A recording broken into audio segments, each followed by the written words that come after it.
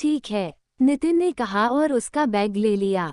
मम्मा पापा आते होंगे, जल्दी चल, कहते हुए अंजू नितिन के साथ बाहर आई और डोर लॉक करके चाबी उसने वहीं नीचे बिछे पैरदान के नीचे रख दिया। नितिन की बाइक में बैठकर अंजू वहां से चली गई। सुबह के 11 बज रहे थे। कुछ देर बाद नितिन ने अपनी बाइक एक मंदिर के सामने रोकी। अंजू अपना सामान लेकर नीचे उतरी। नितिन भी उसके साथ ही था। अंजू मंदिर के पीछे बने छोटे से घर में चली गई। वहीं से एक पंडित निकलकर नितिन के पास आए और वो दोनों शादी की तैयारियों में लग गए। कुछ देर बाद अंजू शादी के जोड़े में बिल्कुल दुल्हन सी सजी घर से बाहर आई। उसे देख नितिन मुस्कुरा दिया। अंजू एक मिडिल क्लास लड़की थी। सांवली सी रंगत वाली उस लड़की के चेहरे पर गजब का आकर्षण था। कॉलेज के लास्ट के दिनों में वो सबसे दूर रहती थी। किसी से ज्यादा बात करना उसे पसंद नहीं था, पर आखिर में कॉलेज के दिनों में ही उसे साहिल से प्यार हो गया।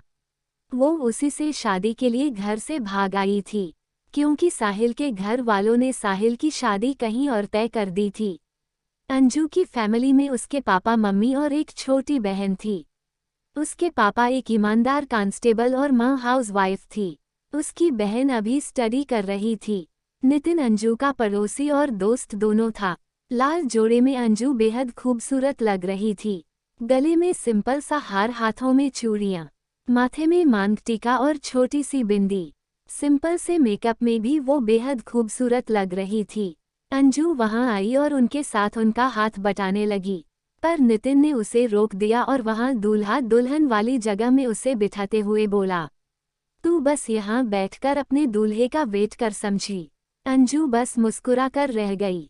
काफी समय हो चुका था, पर साहिल का कोई अता पता नहीं।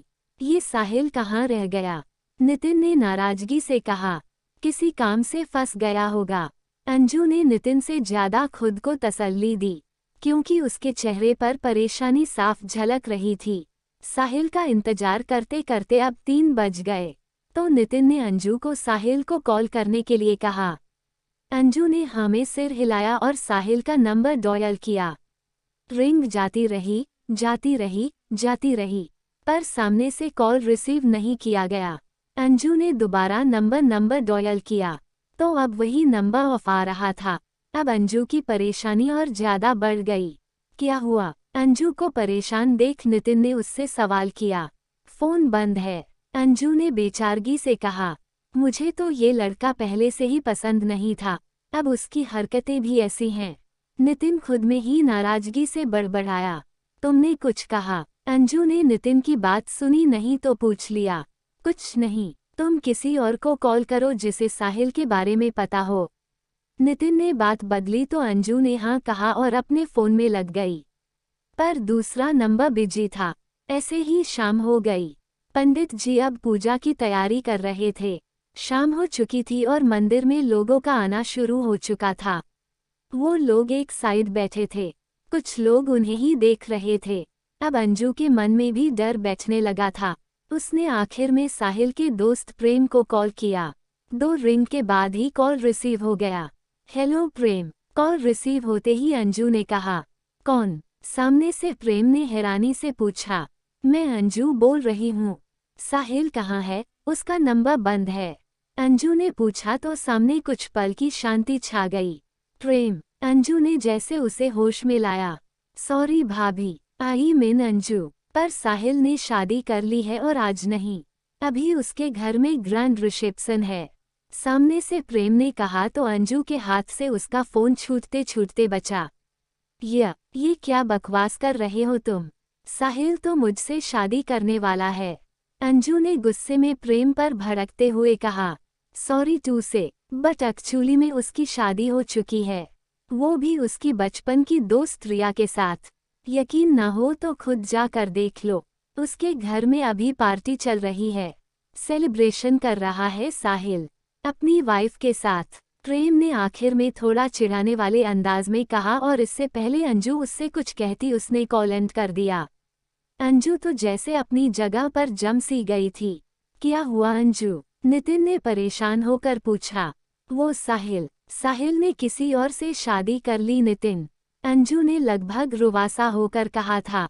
अंजू, नितिन चीखा, क्योंकि नितिन के कुछ कहने या समझने से पहले वो मंदिर की सीढ़ियों से होती हुई वहां से जा रही थी। नितिन भी उसे पुकारते हुए उसके पीछे गया। एक ऑटो रुकवाकर अंजू उस पर बैठ गई। इससे पहले नितिन उस तक पहुंचता, ऑटो वहां से निकल चुका था। परेशान सा नितिन इधर उधर ऑटो देखने लगा।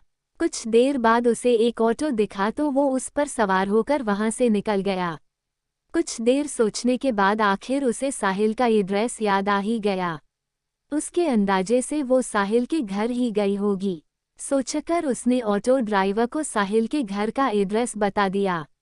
बीच रास्ते में ही ऑटो खराब हो जाने की वजह से अंजू ऑटो से निकलकर रोड पर दौड़ने लगी। ये देख ऑटो वाले ने उसे अपने पैसे के लिए पुकारा, पर अंजू ने सुना ही नहीं। वो बस वहां से भागी जा रही थी। To be continue.